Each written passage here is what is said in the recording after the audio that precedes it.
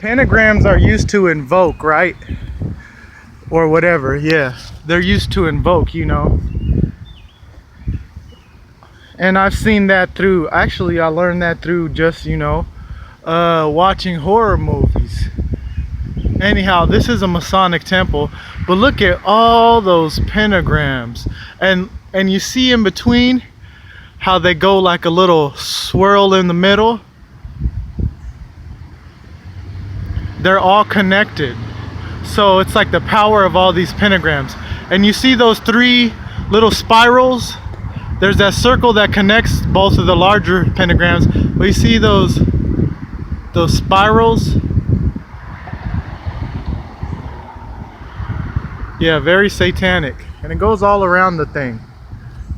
You know, I live right down the street from this. So, and then there's that church that I showed y'all in the last video. And, there's someone way up there sitting up there.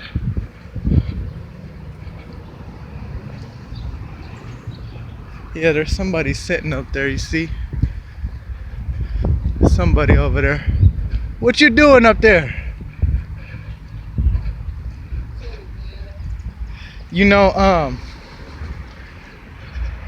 Yeah, man. That's the, actually I've seen this man before in the alley. But I was preaching the word of God to him, and Freemasonry came about, and now he's sitting at the church where the Masonic temple's at. That's pretty weird. Anyhow, I think he's a homeless brother, and he only has one eye. Anyhow, it's kind of odd that how I was preaching to him the other day and some masonry questions came up. Anyhow, I believe that's the same person last night in my video that was sleeping in the bushes right there, or chilling in the bushes, because he does have a smartphone. Pray for him. He's a young man, probably no more less than 23 years old. He's young, and anyhow, he's on the streets, and he's going through a hard time. He somewhat knows the truth. I'll tell you what, a lot of people shun the truth out, but he listened at least. He listened at least. So anyway, you see that temple, that Masonic temple. Like I said, those things are used to invoke, and I believe that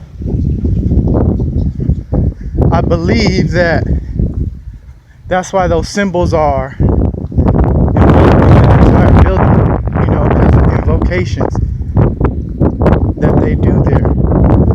And it doesn't matter like where I move by, I always move by a Masonic lodge. Like, these places have been around me since I was a kid, and I always had an eerie feeling. I would always be curious about them, and I like walk around them, and they were just because they were so mysterious, and now that I'm realizing it, that I'm a grown man, I realize that I lived like very close, like within the vicinity of these places my entire life. And like I said, I don't have no connection to Freemasonry, but I know my great granddaddy, he did. How he did, I don't know how. I think it's the later generations that messed everything up, because my great granddaddy was a hard-working man. He lived a long time, and he was part of that, because I noticed on him and all his brothers' headstones that they got that Masonic symbol, the compass or whatever. So I don't know, and it's all types of people that could be Masons. For people to think that Masons are only like old Caucasian men. That's a lie. I've seen uh I've seen black men in it. I've seen Native Americans, white people, Hispanics. It's a whole bunch of people in the that are part of the Masonic deal. So anyway, with that being said, just stay woke.